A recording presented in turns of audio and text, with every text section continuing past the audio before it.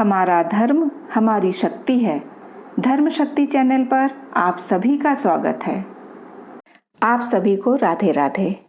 आज हम जानेंगे कि सर्वपितृ अमावस्या क्या है और कब पड़ती है। इस अमावस्या के दिन किनका श्राद्ध किया जाता है, अमावस्या की पूजा विधि, मंत्र और उपाय। आश्विन मास के कृष्ण पक्ष की अमावस्या तिथि को सर्वपितृ अमावस्या के रूप में जाना जाता है। सर्वपितृ अमावस्या श्राद्ध पक्ष का अंतिम दिन यानी पितरों की विदाई का दिन होता है। इसे पितृ विसर्जन अमावस्या के नाम से भी जाना जाता है। यह अमावस्या पितरों के लिए मोक्षदायिनी अमावस्या मानी जाती है।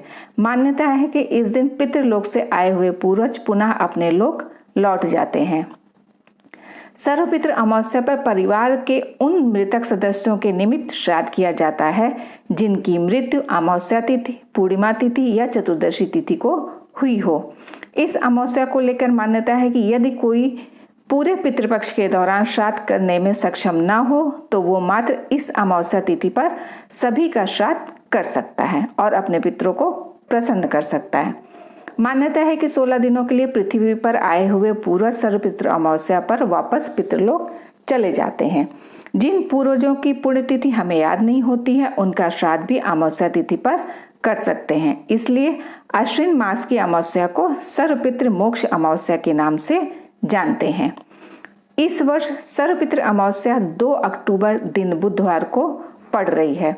अमावस्या तिथि 1 अक्टूबर को रात्रि के 9:39 पर प्रारंभ होगी और इसका समापन 2 अक्टूबर को मध्य रात्रि 12:18 पर होगा।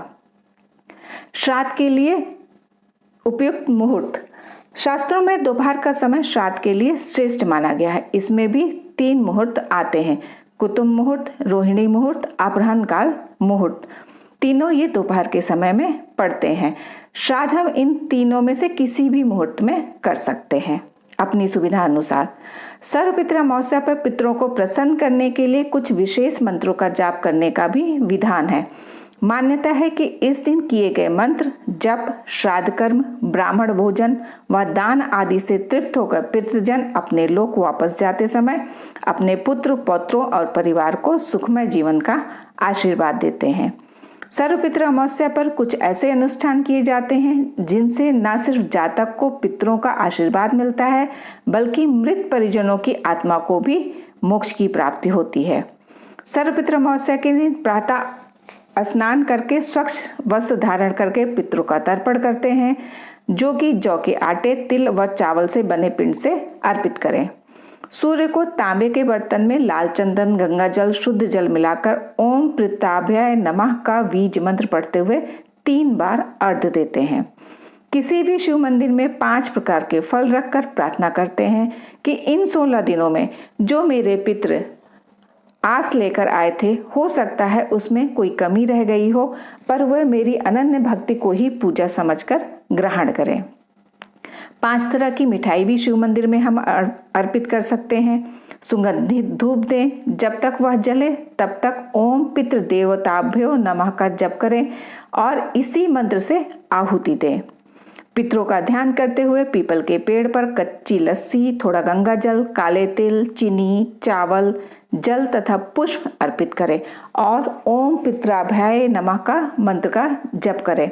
पीपल के नीचे शाम को दीपक प्रज्वलित करें।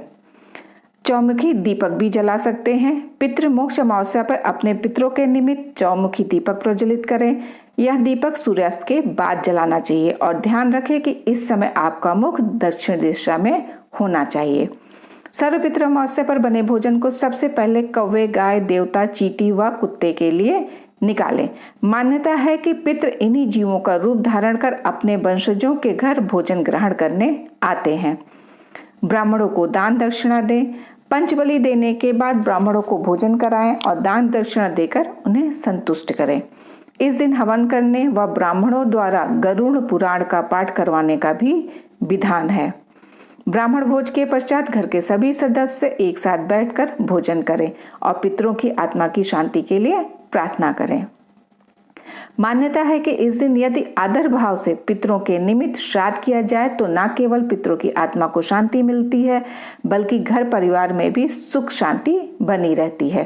कहते हैं कि परिजनों द्वारा पालन किए जा रहे श्राद्ध नियमों को देखकर पितृ अपने वंशजों से बहुत प्रसन्न होते हैं और धन समृद्धि का आशीर्वाद देते हैं। सर्वपितृ अमावस्या पर श्राद्ध कर्म करने वाले व्यक्ति को पितृदोष से भी छुटकारा मिलता है। इससे जातक के जीवन में प्रमुख क्षेत्रों जैसे नौकरी, व्यापार, व्यवहारिक सुख, संतान सुख, आरोग्य की भी प्राप्ति होती है।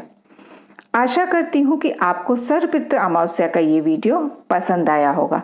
यदि पसंद आया है तो लाइक और कमेंट अवश्य करें। इससे हमें पता चलता है कि वीडियो आपके लिए उपयोगी है।